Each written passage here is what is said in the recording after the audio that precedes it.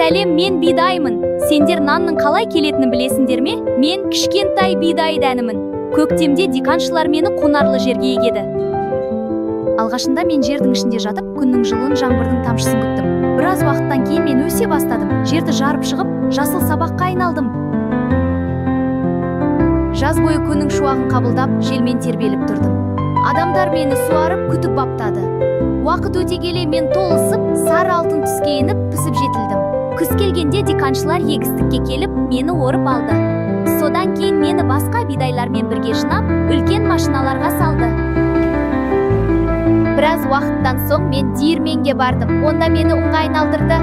Жұмсақым болу менің жаңа өмірім еді. Содан кейін наубайшылар мені илеп, қамыр жасады. Қамырды жылы пешке салып пісірді. Бір кезде мен хош иісті ыстық нан болып шықтым. Міне енді мен дүкенге келіп, адамдардың дастарханында тұрмын. Мен сіздерге дәмді нан болдым.